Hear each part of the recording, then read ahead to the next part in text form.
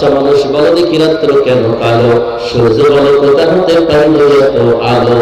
আচ্ছা মানুষ বলে দেখি রাত্র কেন কালো, সূর্য বলে কোথা হতে পাইল এত আলো। আরে ফুলগুলো রাতের কেমন করে হয়, পাতাগুলো সবুজ বটে ফুলের মতো নয়। দুধ কেন এত সাদা, মরিচ কেন ঝাল, আঙ্গুর পাতি বড় কেমনে হয় তালাল। আবার পশু পাখি কয় না কথা, মানুষ কেন কয় বড় বড় কহে মানবে সব কেমন করে হয়। ভবেশ্বরী মহান প্রভুর দান, নবশিরে সিজদা করো মুসলমান। আমরা সবাই বাস করি এই পৃথিবীর অঙ্গে, হাতের লেখা মুখের সিহারা মিলে না কাহার সঙ্গে। আর মিলে না কলমের সই, বুড়ি আঙ্গুলের টিপ, আর প্রমাণ হলো মহান আল্লাহ একজন ঠিক। কথা বলেন ঠিক কিনা?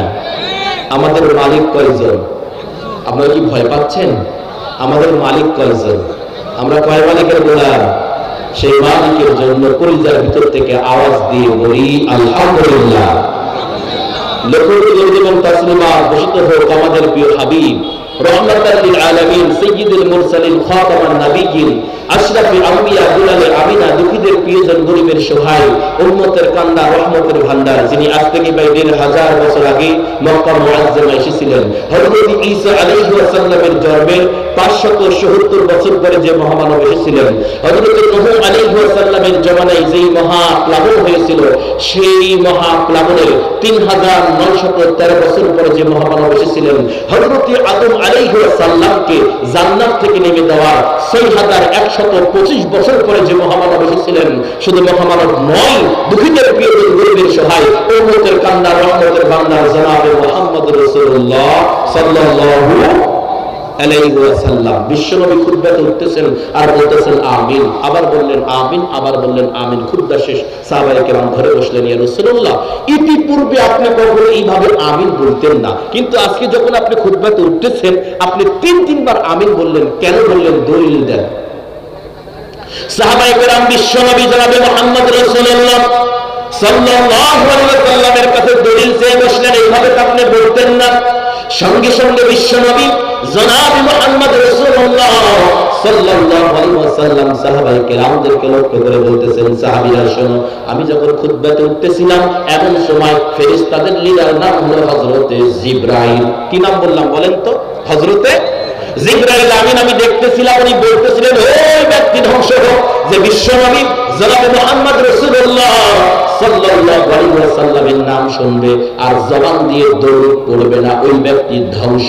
আর আমি নবী জবান দিয়ে বলে ফেললাম আমিন। আচ্ছা বলেন তো, কথাটা গ্রহণযোগ্য হবে কি হবে না?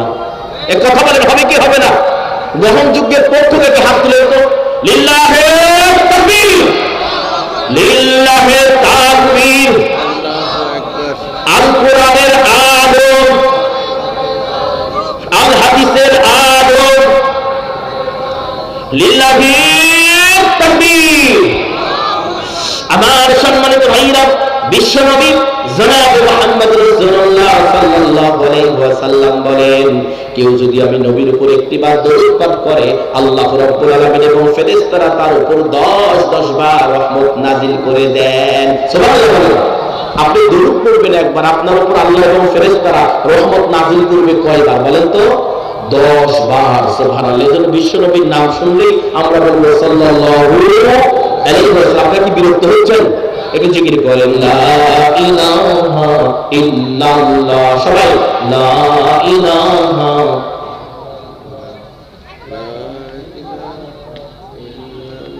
জোরে লা ইলাহা ইল্লাল্লাহ বলেন, লা ইলাহা ইল্লাল্লাহু মুহাম্মাদুর রাসূলুল্লাহ সাল্লাল্লাহু আলাইহি ওয়াসাল্লাম। আজকে আমরা তাফসীর মাহফিলে আসছি, এইদিকে লক্ষ্য করেন, খেয়াল করেন, অল্প সময় নেব, প্রধান মেহমান চলে আসবে। আলহামদুলিল্লাহ বলেন, আজকে আমরা তাফসীর মাহফিলে আসছি, আসার পরে আমাদের লস না লাভ জানার দরকার আছে না নাই? অনেকে তো বাসায় ঘুমিয়ে আছে, অনেকের ৫তলা বিল্ডিং বাসায় ঘুমিয়ে আছে, তারা আসে না, ওখান থেকে মনে করতেছে আমরা না যায় মনে হয় ভালোই হচ্ছে। বিশ্বনবীর হাদিস বুখারী মুসলিমের বর্ণনায়, রাবী হচ্ছে হযরতে আবু হুরায়রা। কি নাম বললাম বলেন তো? হযরত আবু হুরায়রার ঘটনায় লক্ষ্য করেন, কান লাগান খেয়াল করেন। বিশ্বনবী জনাব মুহাম্মদ রাসূলুল্লাহ সাল্লাল্লাহু আলাইহি ওয়াসাল্লাম বলতেছেন, সুবহে সাদিকের সময় একদল ফেরেশতা আসমান থেকে জমিনে অবতরণ করেন। ওই সকল বান্দাদেরকে খুঁজেন যারা আল্লাহ রাব্বুল আলামিনের জিকির করে, বলেন সুবহানাল্লাহ। ওই সকল বান্দাদেরকে তারা খুঁজতে থাকে যারা আল্লাহ রাব্বুল আলামিনের জিকির করে। খুঁজতে খুঁজতে খুঁজতে খুঁজতে নওগাঁ জেলা অন্তর্গত নিয়ামতপুর উপজেলা, তাই না, হেলিকপ্টার ময়দানে তারা দেখতেছে আল্লাহর কিছু গোলাম আল্লাহ রাব্বুল আলামিনের কথা শোনার জন্য তারা সেখানে বসে গেছে। সুবহানাল্লাহ বলেন।